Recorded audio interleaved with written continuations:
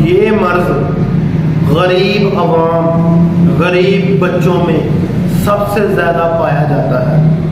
خارش کے جو اسباب ہیں وہ یہ ہے کہ میلا کچلا رہنا، گندگی میں رہنا، صاف ستھرا نہ رہنا، ہاضمے کی خرابی، معدے کی خرابی، جگر کے فعال کی خرابی سے یہ مرض ہوتا ہے۔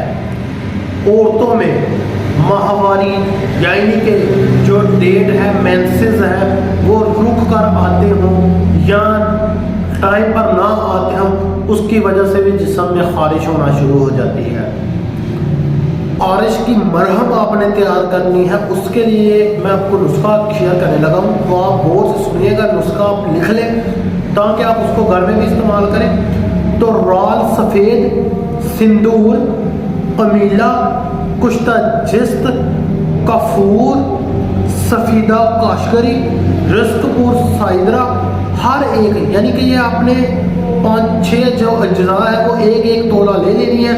اس میں آپ نے موم دیسی 6 تولہ، روغن کنج 15 تولہ، روغن نیم 2 تولہ آپ نے اس کو استعمال کر کے مرہم بنا لینی ہے، اور اس مرہم کو آپ نے خارش والی جگہ پر لگانا ہے، جسم کے جس حصے میں خارش ہوتی ہوگی اس مرہم کا آپ نے ہلکا سا لیپ کر دینا ہے۔ انشاءاللہ 1-2 دن کے ہی استعمال سے آپ کی جو خارش ہے وہ بہتر ہونا شروع ہو جائے گی، جو خارش کی شدت ہے وہ ختم ہو جائے گی۔ اور خاص کر یہ مرہم جو جسم میں خارش کر کے زخم ہو جاتے ہیں، جسم گل جاتا ہے، اس کے لیے بہت ہی مفید یہ مرہم ہے۔ تو جو میرے بھائی، نوجوان، بزرگ، مائیں بہنیں خارش کی وجہ سے پریشان ہیں، یہ آزمایا ہوا نسخہ ہے، بہت سے مریضوں کو یہ مرہم تیار کر کے دے رہے ہیں۔ آپ اس کو گھر میں استعمال کریں، دعا میں یاد رکھیں، 5 وقت کی نماز پڑھیں، خوش رہیں، آباد رہیں۔ اللہ حافظ و ناصر۔